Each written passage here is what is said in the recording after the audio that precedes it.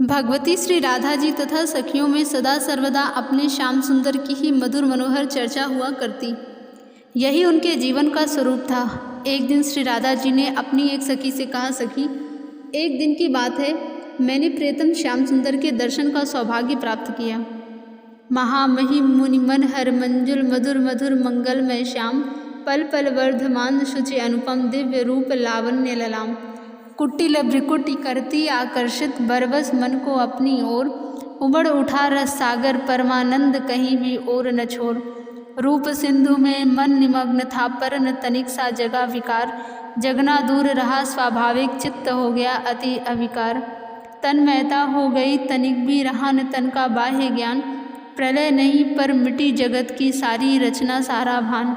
इतने में हो गया अचानक आँखों से ओझल वह रूप, सहसा व्यथा वियोग वहनी जल उठी बढ़ गई विपुल अनूप। पर आश्चर्य विरह दावानल में प्रियतम स्मृति रही अभंग, ले अगणित शीतल सुधांशु की सुधामयी शीतलता संग। घोर ताप में थी विचित्र अनुपम शीतलता की अनुभूति, सहज विरोधी धर्म प्रकट थे युगपत थी अद्भुत आकुति। सखी बताऊं मैं कैसे प्रियतम के ये प्रतिदिन के छंद, प्रियतम है स्वच्छंद सदा ये लीलाएं भी हैं स्वच्छंद। श्याम सुंदर का रूप लावण्य अत्यंत सुंदर है। वह महान महिमामय है, मुनियों के मन को हरण करने वाला, परम मंजुल, मधुर से भी मधुर तथा मंगलमय है। उनका सौंदर्य प्रतिपल बढ़ता रहता है। वह परम पवित्र है, विकार उत्पन्न करने वाला, पांच भौतिक नहीं है, दिव्य है, उसकी कहीं भी कोई उपमा नहीं है। ऐसे स्वरूप सौंदर्य में टेढ़ी भावें विशेष रूप से बलपूर्वक मेरे मन को अपनी ओर खींचने लगी। बस उसी क्षण परम आनंद रस का ऐसा विशाल समुद्र उमड़ आया जिसका कहीं भी और छोर नहीं था।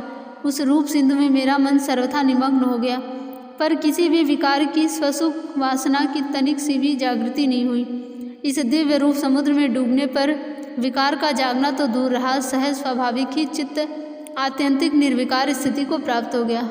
अनंत रूप सौंदर्य चित्त को निर्विकार करने वाला, मेरी उसी में तन्मयता हो गई। शरीर का बाह्य ज्ञान तनिक सा भी नहीं रहा, संसार का प्रलय नहीं हुआ, पर उसकी सारी रचना मिट गई, सारा भान नष्ट हो गया। इतने में अचानक वह दिव्य रूप मेरी आंखों से ओझल हो गया, अंतर्धान हो गया। उसके आदर्शन से सहसा एक वियोग व्यथा की भयानक अग्नि जल उठी और वह बड़े विशाल रूप में बढ़ गई, परंतु वह थी अनुपम, क्योंकि वह शांति प्रदान करने वाली थी।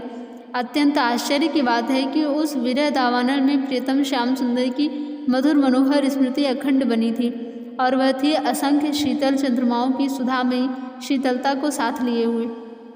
अतः उस घोर ताप में भयानक जलन में भी एक विचित्र उपमा रहित शीतलता की अनुभूति हो रही थी। इस प्रकार एक अद्भुत आशय को लिए सहज ही परस्पर विरोधी धर्मगुण एक ही साथ प्रकट हो रहे थे। सखी, मैं अपने उन प्रियतम के प्रतिदिन के इन परम आनंदमय आचारों का कैसे वर्णन करूं? वे मेरे प्रियतम जैसे सदा स्वच्छंद हैं, वैसे ही उनकी लीलाएं भी स्वच्छंद हैं।